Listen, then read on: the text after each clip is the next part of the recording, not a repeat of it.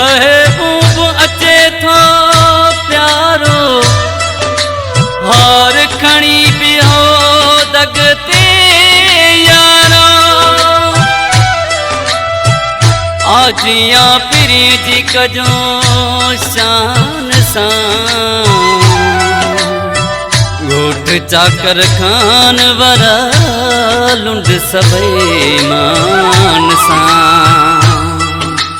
दोस्त दिली दिलदार मुझो खूब मिठो बस जान पुगो दोस्त दिली दिलदार मुझो खूब मिठो बस जान पुगो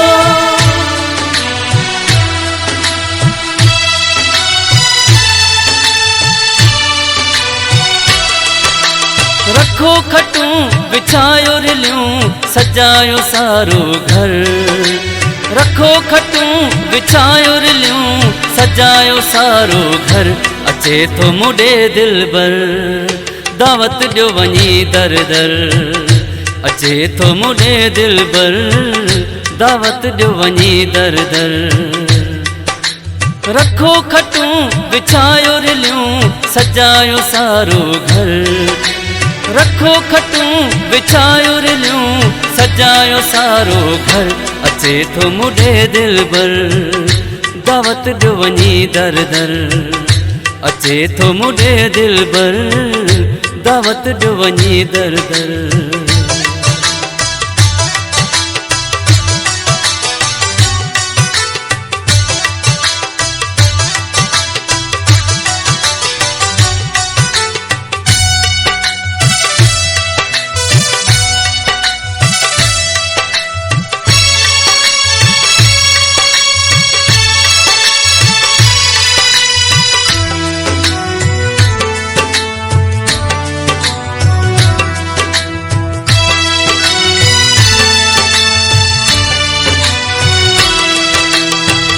नंढपिण में हिक ॿिए खां होयासीं असां छिगा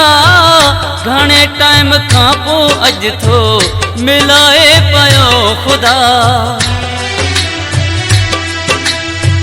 दिलबर खे ॾिसण लाइ दर में दीद जानी सां ज़िंदगी उन सां ईद जानी सां ज़िंदगी उन सां ईद दिल नचंदी झुमरियूं हणंदी पवंदी जो हुन ते नज़र दिल नचंदी झुमरियूं हणंदी पवंदी जो हुन ते नज़र अचे थो मुडे दिलबर दावत ॾियो वञी दर दर अचे थो मुडे दिलबर दावत ॾियो वञी दर दर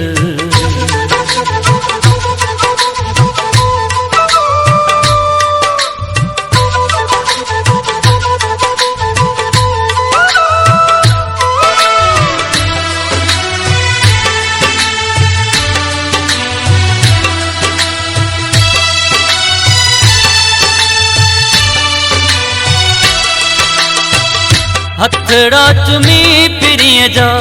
तंहिंखे गल लाईंदमि साम्हूं विहार सजण खे सिक सारी लाहींदमि जेका गुज़री हुई मूं सां हाल दिल जा ओरींदमि पर दिलबर खे हाणे वञण न ॾींदमि पर दिलबर खे हाणे वञण न ॾींदमि अखड़ियुनि में धड़कन में रखंदुमि सारी उमिरि अखड़ियुनि में धड़कन में रखंदुमि सारी उमिरि अचे थो मुडे दिलबर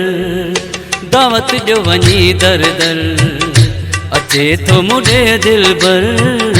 दावत ॾियो वञी दर दर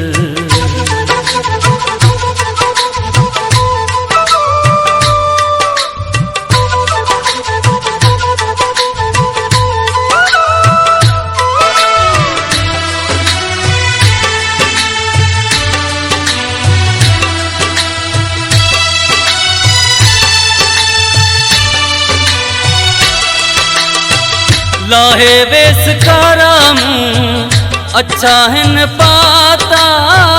मासूम मिठल जा जानी अची दुख ला था।